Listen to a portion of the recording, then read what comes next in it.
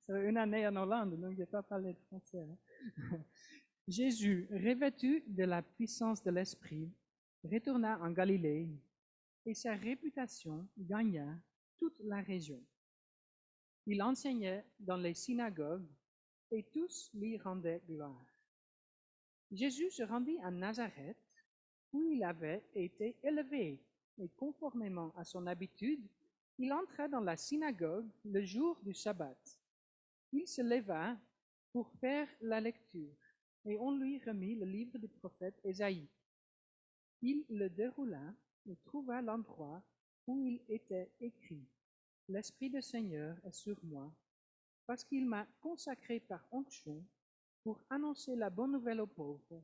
Il m'a envoyé pour guérir ceux qui ont le cœur brisé, pour proclamer aux prisonniers la délivrance et aux aveugles le recouvrement de la vue, pour renvoyer libres les opprimés, pour proclamer une année de grâce du Seigneur. Ensuite, il roula le livre, le remit au serviteur et s'assit. Tous ceux qui se trouvaient dans la synagogue avaient les regards fixés sur lui. Alors il commença à leur dire: Aujourd'hui, cette parole de l'Écriture que vous venez d'entendre est accomplie.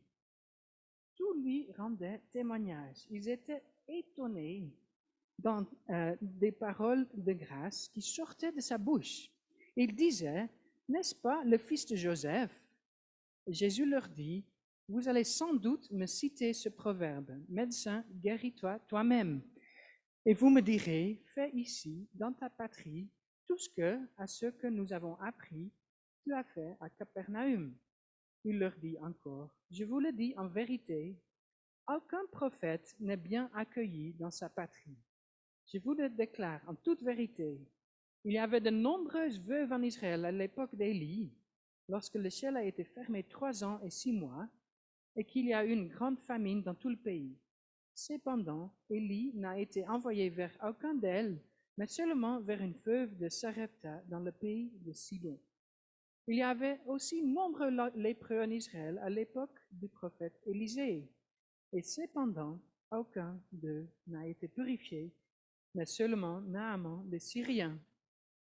Ils furent tous remplis de colère dans la synagogue lorsqu'ils entendirent ces paroles. Ils se levèrent, le chassèrent de la ville et le menèrent jusqu'à un escarpement de la montagne sur laquelle leur ville était construite, afin de le précipiter dans le vide. Mais Jésus passa au milieu d'eux et s'en alla. Jusque-là. Je prie avec vous. Merci Seigneur pour cette parole de vie. Je prie que tu viens avec ton Saint-Esprit pour nous parler à nos cœurs. Au nom de Jésus. Amen. Amen. Donc, comme j'ai dit, la semaine dernière, j'étais avec la famille en Hollande et on reste toujours avec mes parents dans leur maison, dans la maison où j'ai grandi. Et peut-être certains d'entre vous, je crois beaucoup d'entre vous, vous venez aussi d'endroits différents qu'ici. Hein? Donc, je crois qu'il n'y a pas beaucoup ici qui viennent de Lausanne même. Et peut-être vous savez un petit peu qu'est-ce que ça veut dire de rentrer chez soi, dans l'endroit où on a grandi. C'est toujours un peu étrange hein, quand on vient dans l'endroit où on a été comme enfant et on voit toutes les choses. Ils sont très familiers à nous, mais ils sont aussi différentes. Et pour moi, c'est très intéressant quand on rencontre des gens que je connaissais pendant mon enfance. Il y a, il y a des messieurs qui viennent chez mes parents souvent visiter. Quand on est là, ils disent: Ah, mais je me souviens de toi. C'était le petit garçon avec les grandes lunettes, un petit peu grand comme ça, c'était toi. Et tu te sens un petit peu: Ah, maintenant je me sens de nouveau ce petit garçon. Et bien que notre vie a bien avancé. Donc c'est vrai que c'est toujours un petit peu étrange de revenir, même que ça donne aussi la joie, bien sûr, de voir la famille.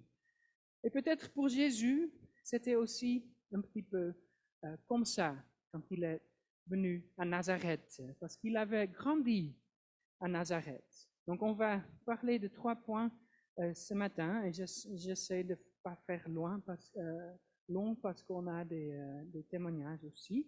On va juste parler de 3 points. Donc, le lieu du message de Jésus et le contenu du message de Jésus.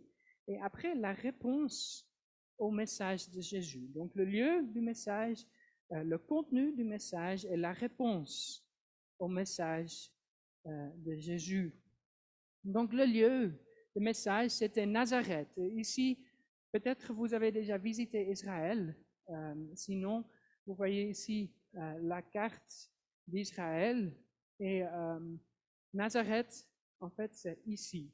Donc, ici, c'est la Galilée, c'est la mer de Tibère ou la mer de Galilée, le lac, on dit en français, lac de Tibérias, c'est ça?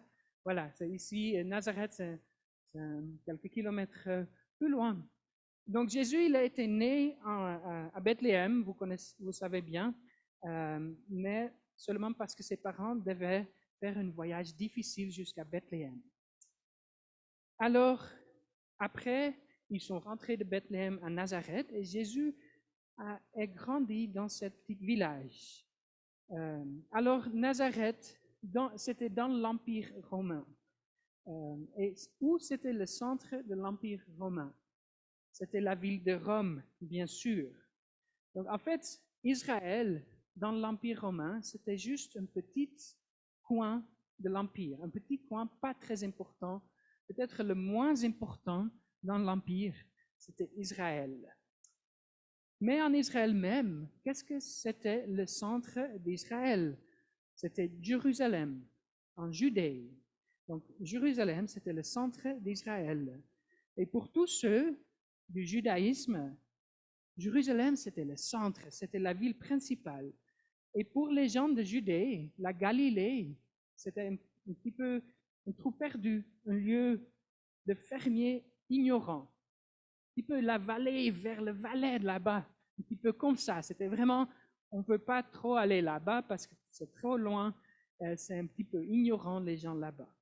Donc ça, c'était le Galilée. Mais même en Galilée, il y avait le capital Tibériade et Capernaum, c'était les grandes villes. Mais même là, Nazareth, en Galilée, c'était vraiment le dernier du dernier. Il y avait une si mauvaise réputation, Nazareth, qu'il y avait un dicton qui disait « Est-ce que quelque chose de bon peut sortir de Nazareth ?» Donc, Nazareth, c'était vraiment le trou le plus perdu dans l'Empire romain. Et c'est là où Jésus a grandi. Alors, à quoi ressemblait Nazareth à l'époque de Jésus? Donc, ils ont fait un petit peu des recherches archéologiques. Et Nazareth, c'était un petit village situé sur une crête. Ici, vous voyez la crête. Donc, ça, c'est la vallée de Jezreel. Et Nazareth, c'était sur la crête de la montagne. Et maintenant, c'est une grande villa. Il y a beaucoup de monde là-bas. Mais à l'époque, c'était probablement entre 200 et 500 personnes, donc vraiment petit. Et probablement tout le monde se connaissait dans le village. Donc c'était vraiment un petit village. Et qu'est-ce qu'ils faisaient les gens? C'était des fermiers, ils faisaient les vignobles, les olives, et probablement pas beaucoup de plus, parce qu'ils n'ont pas dans l'archéologie trouvé des signes de maisons de pierre. Donc probablement les gens n'avaient pas de maisons de pierre, c'était des maisons en terre cuite. Ça veut dire que c'était des gens pauvres. C'était des gens pauvres. Cependant, dans les années 1960, ils ont trouvé un pavement de mosaïque et des traces de murs et des colonnes. Et c'était une synagogue. Donc ils ont trouvé une synagogue de l'époque à Nazareth. Et c'était bien probable que c'était cette synagogue où Jésus a parlé cette sabbat. Donc il y avait une synagogue. Donc voilà, nous l'avons, Jésus, le sauveur du monde, le Dieu de l'univers, a grandi dans l'endroit le moins important dans le monde de l'époque. Et en plus, quand tu vas au prochain image, à Nazareth, il y a une montagne avec une falaise qui s'appelle Mont Précipice. Et on pense que c'est effectivement la montagne que nous entendons dans l'histoire. Donc c'est en dessus de Nazareth. Mais on ne sait pas pour sûr, hein, c'est la tradition de l'Église. Donc voilà le lieu de message de Jésus. Alors, qu'est-ce que c'est le message de Jésus? Alors, il lit un passage d'Ésaïe 61 qui est assez connu. L'Esprit du Seigneur est sur moi, mais il ne lit pas complètement. Il ne lit pas la dernière partie du verset 2. Le jour de la vengeance de notre Seigneur, en fait, il ne le dit pas. Et quand on va dans Ésaïe 61, on voit que c'est l'année de grâce et le jour de la vengeance. Mais il ne dit pas le jour de la vengeance. Alors, qu'est-ce que Jésus dit? Il dit, l'Esprit du Seigneur est sur moi parce qu'il m'a consacré par onction. Alors, ce mot onction, on y parle pas mal. Qu'est-ce que ça veut dire? Alors, en Israël, quand on prêtre versait de l'huile sur quelqu'un, c'était normalement dans une vase de terre, il le cassait, il le mettait sur la tête de quelqu'un. C'était un signe que cette personne était consacrée pour une tâche particulière et que Dieu lui donnera les moyens de l'accomplir. Donc on le voit avec David, le roi David, il est oint par Samuel. Et il était encore jeune quand ça a été fait. Et il n'était pas tout de suite roi, mais il était déjà consacré par Dieu. Donc c'est vraiment un signe que quelqu'un est consacré par Dieu pour une tâche. Donc ici, on voit que Jésus dit qu'il a été consacré pour une tâche que Dieu lui a confiée. Mais il y a plus parce que le verbe en hébreu pour oindre, c'est M-S-H,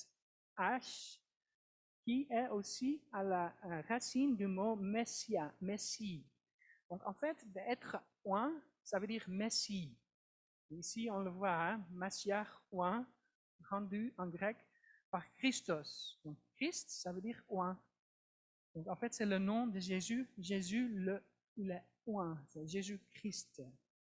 Donc Jésus, il est oint, il est le Messie. Et cette idée du Messie, c'était une idée que les Juifs avaient. Il y avait quelqu'un qui allait naître pour sauver le royaume. Il allait sauver le royaume et restaurer le royaume de David. Et c'est en fait, Jésus dit, c'est moi. Moi, je suis le Messie. Et c'est intéressant car dans l'Ancien Testament, des fois, quand on parle du Messie, c'est un prêtre, des fois c'est un prophète, et des fois c'est un roi. Et Jésus, il dit, je suis les trois, prophète, roi et prêtre. Jésus, il est le trois. Donc c'est ça qu'il dit quand il parle du fait qu'il est consacré par onction. Après, il dit, je suis là pour annoncer la bonne nouvelle aux pauvres. Alors, qui sont les pauvres? C'est ça la question. Et pourquoi l'évangile, c'est des bonnes nouvelles pour les pauvres? Des fois, c'est interprété comme, ça veut dire que les pauvres, c'est des gens qui sont pauvres spirituellement. Donc l'évangile, c'est là pour les gens qui sont spirituellement pauvres. Ils viennent chrétiens, donc spirituellement riches.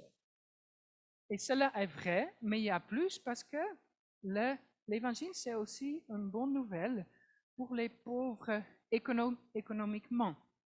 Qu'est-ce que ça veut dire? Moi, je ne prêche pas l'évangile de la prospérité qui dit, quand vous devenez chrétien, vous allez devenir riche. C'est pas ça. Mais l'évangile, dans l'histoire, a transformé les pays, et on le voit ici en Suisse, par exemple, qui le pays est devenu riche. Et c'est à base de l'évangile, les principes de Dieu. Hein, tu ne le voleras point. Qui fait qu'une société peut se développer. Donc, l'évangile, c'est aussi la bonne nouvelle aux pauvres. Et c'est aussi les pauvres relationnellement. Donc, les gens qui n'ont pas d'amis, qui n'ont pas de réseau social, l'Église est là pour les prendre entre eux. En fait, l'Église est ouverte à tout le monde. Les gens qui n'ont pas d'amis, qui n'ont pas de relations, ils sont bienvenus à l'Église. L'Église, ce n'est pas une association exclusive. Tout le monde est bienvenu. Donc c'est ça la bonne nouvelle aux pauvres, les pauvres spirituellement, les pauvres économiquement et les pauvres socialement. Et après il dit, je suis là pour proclamer une année de grâce, l'année de grâce du Seigneur. Qu'est-ce que c'est l'année de grâce? Je ne sais pas si vous connaissez l'Ancien Testament un petit peu, mais il parle de l'année du jubilé. L'année du jubilé, ça vient du Lévitique 27. Et là, Moïse, qui a écrit le livre, il explique que les Israéliens, ils étaient censés de travailler la terre 6 années, 6 ans, et la 7e année, la terre devait rester tranquille. Il ne fallait pas s'aimer et faire des choses avec la terre. Et donc ça, c'était l'année sabbatique. C'était la 7e année, et c'est un principe qui est toujours courant dans l'agriculture, que la terre doit prendre des fois un petit peu de paix. Il faut laisser la terre exactement, il faut qu'il se remet. Voilà, ok. Bon, moi, je ne suis pas en agriculture, donc je ne connais pas très bien, mais je sais que c'est un bon principe. Mais en fait, donc, après 7 fois de cette cycle, c'était 7 fois 7, c'est 49, c'était l'année de jubilé, le 50e année, c'était l'année de jubilé. Et à cette année, toutes les terres qui étaient vendues par des familles revenaient à la famille. Donc en fait, on pouvait recommencer notre processus. Donc c'était vraiment une bonne nouvelle pour les pauvres, parce qu'ils avaient peut-être, il y avait un homme qui avait fait des faux, il n'était pas très bien peut-être économiquement, il avait perdu la terre, il n'avait pas fait un bon business. Là, toute la terre revenait à son fils, et son fils pouvait recommencer. Et aussi, la personne qui était en esclavage, il était libéré, donc c'était un esclavage économique, il était libéré, toutes les dettes étaient pardonnées, et il pouvait recommencer. Donc ça, c'est l'année de jubilé. Et c'est vraiment, en fait, on peut beaucoup apprendre de ce principe de l'année de jubilé, parce qu'il y a vraiment un principe de justice, un principe qu'on ne souffre pas du choix de nos parents, mais on peut recommencer. Mais bien sûr, ce n'était pas toujours une bonne nouvelle pour les riches, parce que pour les riches, peut-être ils avaient gagné beaucoup de terres. Là, il fallait le redonner à toutes les tribus, à toutes les familles. Donc voilà, c'est l'année de jubilé. Mais qu'est-ce que ça veut dire pour Jésus? Bon, le thème de la remise des dettes, c'est très important. Donc en fait, l'année de jubilé, ça veut dire que Dieu pardonne nos dettes, nos péchés. Nos péchés, c'est comme des dettes morales envers Dieu. Dieu est parfait, mais nos péchés sont des dettes morales, ils sont pardonnés. Dieu délivre son peuple, et c'est pour ça que c'est l'année de grâce. Nous pouvons recommencer à dire, c'est l'année de grâce. C'est ça que Jésus dit. Maintenant, nous sommes dans l'année de grâce. Bien sûr, ce n'est pas une année de 365 jours, c'est une période dans l'histoire où on vit dans l'année de grâce. Et comme j'ai dit, après, il y a quelque chose que Jésus ne dit pas, parce que le passage d'Isaïe continue, il parle du jour de la vengeance du Seigneur. Et le jour de la vengeance du Seigneur, on le voit aussi beaucoup dans la Bible, le jour du Seigneur, et c'est le jour du jugement. Il y aura une période de jugement où Dieu va juger tout le monde. Et on le trouve à l'Apocalypse 20 aussi. Peut-être notre ami va une fois aussi parler de ça. Mais on peut la lire. Il y aura un jour de jugement. Mais Jésus s'arrête avant et dit, aujourd'hui, cette parole que vous venez d'entendre est accomplie. Nous sommes dans l'année de grâce avec des bonnes nouvelles. Alors, comment le peuple de Nazareth répond à ce message? Parce que c'est un message, c'est une bonne nouvelle. L'année de grâce, bonne nouvelle pour les pauvres. Hein? Les yeux vont s'ouvrir, les gens seront guéris. Bon, d'abord, les gens ils disent, mais il parle magnifiquement, Jésus. C'est quoi cette histoire? Ces paroles, c'est extraordinaire, mais c'est impossible parce que c'est le fils de Joseph. On l'a vu grandir. On l'a vu comme petit garçon. Qu'est-ce qu'il pense qu'il peut parler comme ça? C'est pas possible. Et Jésus le voit. Il voit dans leur cœur. Il voit qu'ils ne répondent pas avec foi. Leur réaction, ce n'est pas une réaction de foi. Et c'est là où Jésus parle de l'époque d'Élie et d'Élisée. Peut-être vous connaissez l'histoire d'Élie. Il y avait la feuve, il n'y avait plus rien. Il y avait l'huile qui continuait à couler. C'était un miracle. Elle a pu survivre. Et aussi Naaman, le Syrien, qui était lépreux, qui a été guéri par aller dans la rivière Jordan. Mais les deux, c'était des étrangers. Ce n'étaient pas des Juifs. Et c'est pour ça que les gens à Nazareth, ils sont devenus en colère en disant, mais comment il peut dire ça, qu'on n'a pas de foi? Donc ça les met tellement en colère. Ils sont remplis de rage. Ils prennent Jésus, ils veulent le jeter du haut de cette colline qu'on a vue. Mais Jésus, il part. Donc ce n'était pas son temps. Donc il est parti. On peut imaginer qu'il n'est pas souvent rentré à Nazareth. Peut-être. Et c'est vraiment une histoire un petit peu triste, parce que Jésus est là, dans sa ville natale, il est là en annonçant la bonne nouvelle, et tout le monde s'est mis en colère, au lieu de se réjouir. Il essaie même de la tuer. Comment c'est possible? En fait, ce n'est pas si étrange que ça, parce que ce n'est pas tout le monde qui répond avec foi à Jésus.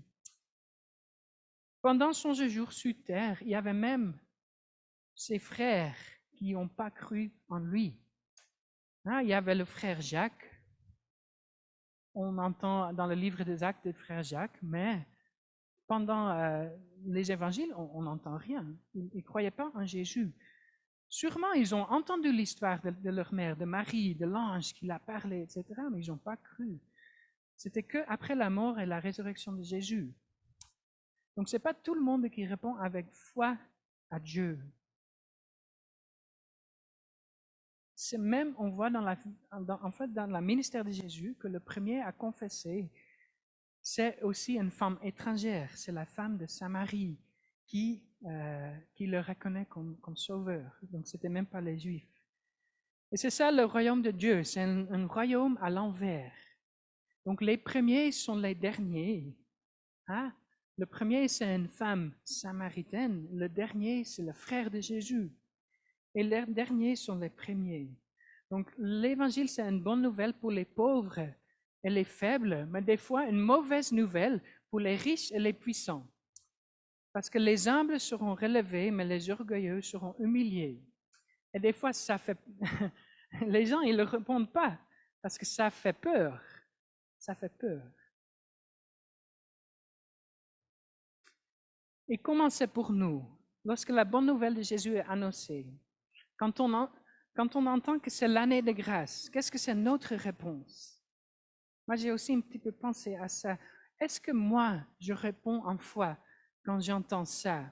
Ou est-ce que je dis, mais non, c'est une absurdité, on ne vit pas dans l'année de grâce là. Nous vivons dans un temps terrible de jugement. Il n'y a pas d'espoir. Il n'y a pas de bonnes nouvelles. Seulement de mauvaises nouvelles. C'est vrai, moi je peux tomber dans cette tentation, disant que c'est les temps qu'on vit maintenant. Est-ce que nous croyons que le monde ne fera que aller de pire en pire? Ou est-ce qu'on croit que la lumière va vaincre les ténèbres? C'est difficile à dire peut-être dans ce temps, mais nous vivons dans l'année de grâce. Nous sommes dans l'année de jubilé. Le temps de bonnes nouvelles, le temps du royaume de Dieu, c'est aujourd'hui. Mais les gens de la synagogue de Nazareth ne veulent pas le croire. Peut-être la nouvelle était trop bonne, c'était impossible. Et je crois pour nous, c'est la même question. Comment réagissons-nous quand on entend les bonnes nouvelles? Que c'est l'année de grâce, que nos dettes sont pardonnées, qu'il y a de l'espoir, que les captifs seront libérés, les aveugles verront. Répondons-nous par la foi? Croyons-nous que Jésus est vivant aujourd'hui? Qu'il est le Messie qui appelle à dire la vérité au monde, qu'il est le roi, qu'il est le prêtre qui intercède pour le monde. Et je crois que la façon dont nous répondons à ce message fait toute la différence. Maintenant, c'est l'année du jubilé. Maintenant, il y a de bonnes nouvelles. Maintenant, Jésus construit son royaume entre nous.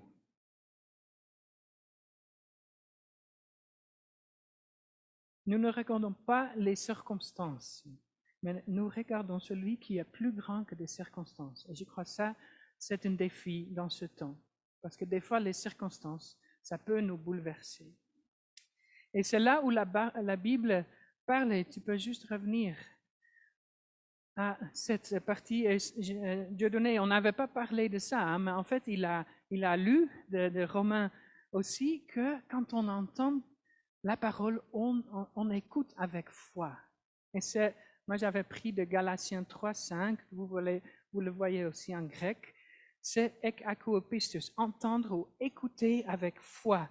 Quand la parole de Dieu nous est adressée, nous l'entendons avec foi. Quand on entend Dieu nous parler, est-ce qu'on croit qu'il est vrai, que c'est vrai qu'il dit? Quand il dit c'est maintenant l'année de grâce, croyons-nous que c'est vrai? Ou disons-nous, mais je ne crois pas, hein, c'est des mauvais temps là. Peut-être vous avez jamais entendu Jésus parler, c'est possible.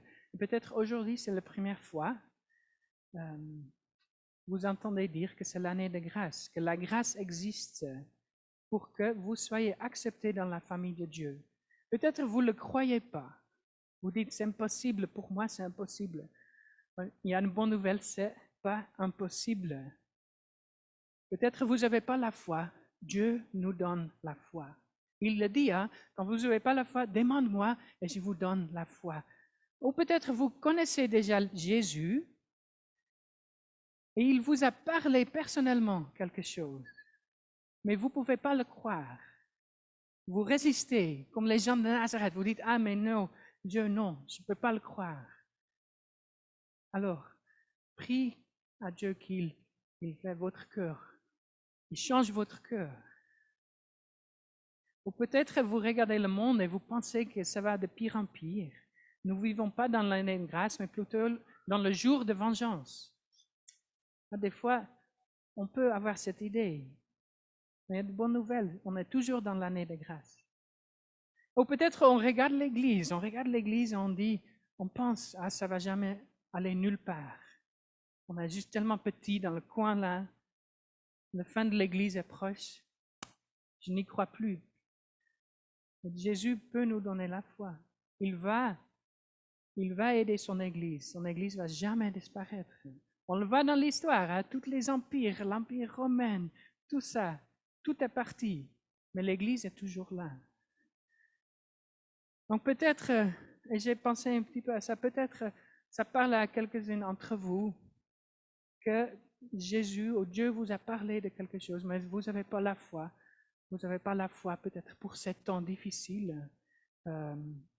Peut-être on peut prier pour vous aujourd'hui, que Dieu nous donne la foi, parce que c'est vraiment des fois difficile d'avoir la foi, de mettre la foi quand on entend la parole. Dans ces temps, dans ces circonstances assez difficiles, des fois. Et peut-être c'est quelque chose de personnel pour vous, ou peut-être c'est juste la situation en général ici dans la société. Dieu peut nous donner la foi. Et peut-être, si vous voulez juste demander à Dieu la foi dans votre vie, la foi de croire dans ce qu'il dit, vous pouvez vous lever. On peut juste prier pour vous, moi, et je peux demander à Dieu donner de prier pour vous.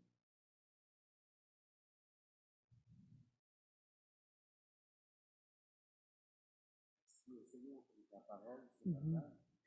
Pas pour une interpellation. C'est la personne qui va te mettre ici. Ce n'est pas ce que tu traverses. Ce n'est pas ce que tu dis.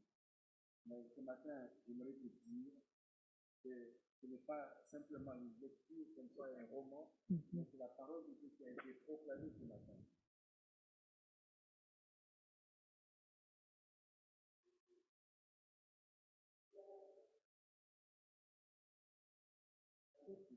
Mhm. Entends sa voix, n'endurcis pas ton cœur, mais manifeste simplement cette humilité. Je ne sais pas ce que tu vis, je ne sais pas ce que tu traverses, mais le Saint-Esprit veut te toucher ce matin. Le Saint-Esprit, je ne parle pas de Peter ou de moi, nous sommes incapables. Mais l'Esprit de Dieu qui a parlé à ton cœur ce matin, il peut faire au-delà ce qu'un homme peut faire. Alors c'est pourquoi je lance encore cet appel-là. Si tu es là ce matin, tu as une situation qui te dépasse, devant un défi. J'aimerais tout simplement, comme nos deux sœurs l'ont fait en toute humilité, que tu puisses les rejoindre. Tu passes par un temps difficile, tu es malade. Je ne sais pas ce que tu traverses. Sur le plan familial, professionnel, je te dis ce matin, c'est un jour de grâce. Le Saint-Esprit va te toucher ce matin. Au travers de ta foi, que tu manifestes, tout simplement t'élevant devant lui. Dis, Seigneur, me voici devant toi. Jésus a dit à chaque fois, devant ces hommes et ces femmes qui ont entendu sa voix, qui sont venus à lui, va, ta foi t'a sauvé. Va, ta foi t'a guéri. Va, ta foi t'a libéré, ta foi t'a délivré. C'est ta foi ce matin qui va faire la différence. Parce que sans la foi, il est impossible d'être agréable à Dieu. La seule chose qui peut ouvrir des portes ce matin pour toi, c'est tout simplement le fait que tu crois à ce qui a été proclamé ce matin. Que Jésus-Christ de Nazareth, oint du Saint-Esprit, il a dit lui-même, il est venu pour libérer les captifs. Il est venu pour guérir les aveugles, pour qu'ils recouvrent la vue. Il est venu pour que les boiteux marchent. Il est venu pour délivrer, pour proclamer une année de grâce. Ne le mets pas dans une boîte. Il est Dieu. Il est le Tout-Puissant. Il peut tout. Mon frère et ma soeur. Alléluia. Merci Seigneur. Alors que, voilà, si Anne-Laure, Christopher, juste un petit morceau là, et on va prier pour nos bien-aimés. En sourdine, s'il vous plaît, et nous voulons prier. Le Saint-Esprit va vous toucher là où vous êtes.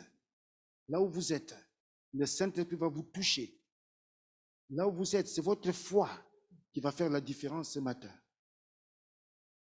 Gloire à toi, Seigneur.